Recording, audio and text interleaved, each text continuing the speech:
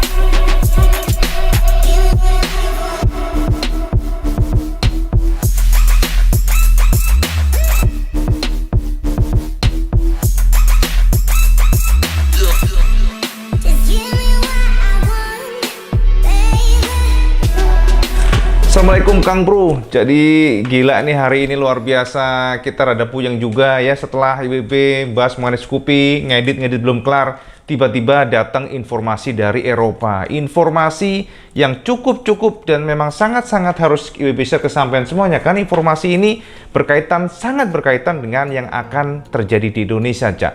Jadi Cak, Honda Eropa baru saja meluncurkan new PJEK 125. Jadi Honda Eropa baru saja meluncurkan new PJEK 125 ESP Plus.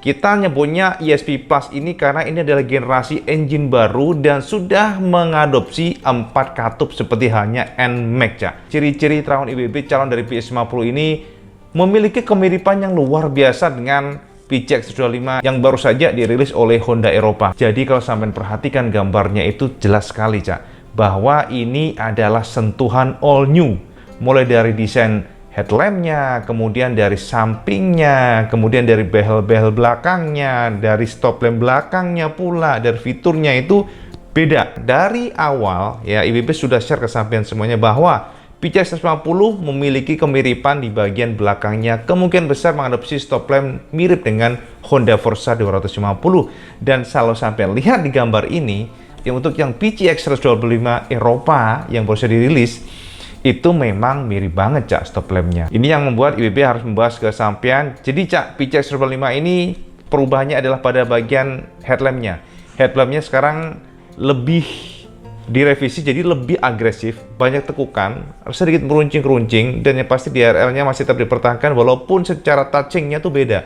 Walaupun tidak meninggalkan dari generasi sebelumnya desainnya, tapi mirip banget. Jadi lampunya kalau pada kondisi default atau lampu dekat itu kiri kanan. Baru kalau lampu jauh dinyalakan itu bagian tengah. Yang kedua adalah pada bagian speedometernya. Speedometernya berubah, Cak. Speedometernya masih manut model negatif ya, LCD, tapi ada semacam pemanis ya. Pemanisnya itu semacam illumination warna hijau. Masih belum ada bar RPM, tapi kita melihat di situ ada yang namanya bar indikator bensin, itu dia modelnya horizontal. Jadi dari tepi kiri ke kanan ya, sampai bisa intip di gambar ini.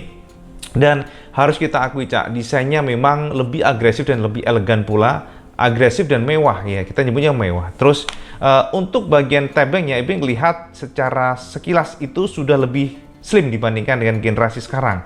Kalau sampai perhatikan secara tekuk-tekukan, desain bodinya itu berubah ya, lebih agresif, lebih galak, lebih keren. Dan juga dari sini Cak, sebagai informasi, untuk PJEK 125 ini dengan engine baru, Honda sudah membekali Honda Selectable Traction Control. Jadi selectable ini ya kita sebutnya traksi kontrol lah. Jadi kalau Honda itu disebut sebagai HTSC, Honda Selectable Traction Control ya. Jadi HSTC ini nama paten Honda yang sebenarnya kita ngomongnya ya traksi kontrol aja, itu sama aja dengan traction control. Terus di sini untuk yang PJEK 125 ini juga Honda sudah memberikan kapasitas bagasinya lebih besar. Jadi sekarang untuk versi generasi sekarang naik 2,4 liter menjadi 30,4 liter. Ini bisa kita katakan terbesar di kelasnya aja. Generasi sekarang ini kita melihat bahwa ada perubahan juga di pada bagian velgnya. Jadi velgnya sama perhatikan, velgnya tuh keren Cak, asli. Velgnya tuh model palang Y, tapi dia tuh lebih lebar-lebar gitu. Jadi ini beda dengan generasi PCX sekarang yang ya kesannya reguler biasa. Kalau ini lebih agresif. Ini yang keren di sini, bisa ngelihatnya begitu. Dan juga knalpotnya beda, yang pasti knalpotnya beda. Namun untuk yang versi Eropa memang masih tromol. Tapi nanti untuk versi Indonesia jangan khawatir Cak. Insya Allah kalau terawan tetap akurat, itu tetap double disc ya. Dan yang paling keren ya Cak, yang paling keren dari Ibu harus akui adalah pada bagian stop lampnya. Stop lampnya itu benar-benar mewah ya. Stop lamp bisa perhatikan sahabat gawe di sini ya. Stop lamp di sini saya perhatikan. Jadi stop lampnya tuh mewah, stop lampnya tuh reflektornya seperti 3D. Jadi dia nggak bener-bener satu lapis gitu, seolah-olah gitu ya. Sebutannya kayak 3D, dan kita perhatikan bahwa ada revisi juga di bagian sini, lebih bertekuk dan juga lebih lebih keren sih. Tapi rasanya sih lebih keren, jadi ngiri juga sih. jadi pengen jadinya kan. Ya biasalah, produk baru pasti penyempurnaan dari sebelumnya. Terus apa lagi? Itu lagi Cak, bagian ruang kakinya Cak. Jadi ruang kakinya itu sama Honda sudah direvisi ulang, lebih lebar 30 mm di bagian samping dan juga depan. Jadi ini membuat sampean lebih nyaman lah untuk berkendara di motor ini. Dan juga PCX 205 ini joknya juga berubah, joknya lebih berkontur, joknya konon ini untuk mengoptimalkan namanya kenyamanan. Jadi comfortnya itu untuk mengoptimalkan comfort atau kenyamanan sampean jika ya tadi di atas si PCX ini. Yang paling menarik, yang pasti sampean harus tahu, motornya juga sudah dibekali dengan USB charger, bukan mode 12 volt yang DC outlet kayak mobil itu, bukan. Jadi sudah USB seperti Scoopy tadi. Nah ini sudah ada, dan ini USB tipe C. Jadi ya sampean handphone baru pasti masuk di sini. Jadi keren. Bagaimana dengan engine? Engine IWB sudah katakan sampean ini sudah ESP Plus 4 katup ya. Jadi 4 valve, dan untuk powernya karena ini 125 cc, powernya berada di kisaran 12,5 PS dengan torsi di kisaran 11,8 Nm. Jadi 12,5 PS untuk ukuran engine 125 cc ya, cukup keren ya, cukup mantap. Terus ban juga lebih besar Cak. Jadi ban lebih besar, dan saya nggak disebutkan berapa besarnya. Pokoknya sampean bisa lihat semua gambarnya di sini sebagai gambaran sampean semua ya. Sebenarnya picture-nya ini official dari Honda Eropa, dan jujur IWB belum mendapatkan secara gamblang seperti apa bocoran desain, tapi hanya ancer-ancernya Cak. Dan ancer-ancernya ini memiliki kemiripan yang luar biasa dengan foto PCX yang sampean bisa lihat di sini. Yang pertama, IWB mendapatkan informasi atau terawangan lah ya, bosnya terawangan itu belakangnya stop lamp dari Forza, bukan menggunakan, maksudnya kemiripannya ada dengan Forza, dan ini terbukti pada PCX ini dilalah kok klop gitu loh. Sementara yang depan akan direvisi, dan itu juga klop. Sedikit surprise banget karena kita belum rilis, ternyata Eropa sudah rilis. Dan sebagai informasi, biasanya untuk global product ya, PCX ini adalah global product, tidak hanya dipasarkan di Indonesia. Desain dari PCX ini sama Cak. Jadi semuanya turunannya itu sama. Dari PCX 125, 150, itu sama semuanya. Makanya dengan kehadiran dari PCX 125 versi 2021 yang di Eropa ini, IWB yakin aja bahwa kemungkinan besar memang inilah desain yang akan digunakan oleh Astra Honda Motor untuk next PCX 50. Nah, sampai sekarang bisa nyimpulin, kira-kira sudah cukup keren nggak desain ini untuk melawan NMAX? Karena disinyalir memang secara power, kemungkinan besar new PCX 50 ini sedikit di atas NMAX, sedikit di atas NMAX. Ini memang tujuan dari Honda sepertinya membidik NMAX yang pasti.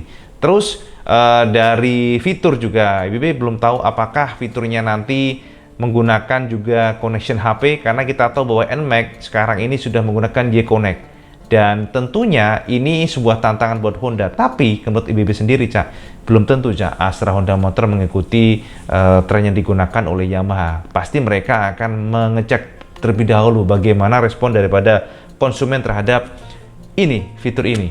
Jadi kalau secara gimmick fitur ini memang menarik, dan ternyata dalam persentase demand atau ketertarikan konsumen cukup tinggi dengan Y-Connect ini, IWB sih cukup percaya bahwa Astra Honda Motor akan mencangkokkan dengan fitur yang serupa. Tapi kalau dari survei, kemungkinan besar Honda ya terhadap fitur koneksi HP ini cukup minim, responnya tidak berpengaruh besar pada para konsumen atau potensial buyer, kemungkinan besar mereka tidak akan mencangkokkan itu. Jadi mereka mungkin lebih fokus kepada power yang pasti, kemudian desain, dan yang pasti juga di sinyalnya tetap double disc brake.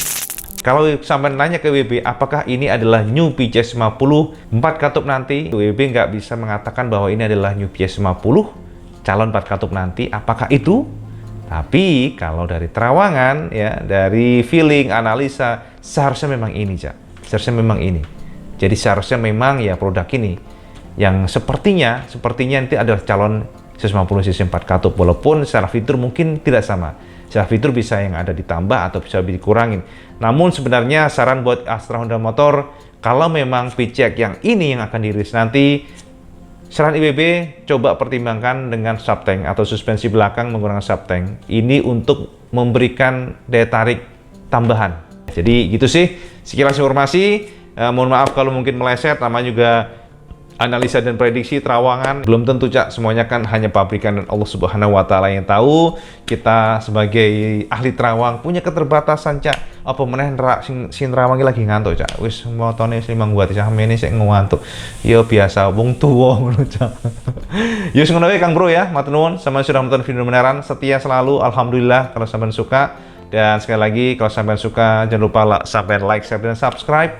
Dan jangan lupa juga sampeyan sholat lima waktu, karena itu yang paling penting. Jangan pernah ditinggalkan, Cak. Matur nuwun. Assalamualaikum warahmatullahi wabarakatuh. Salam Jos Gandos.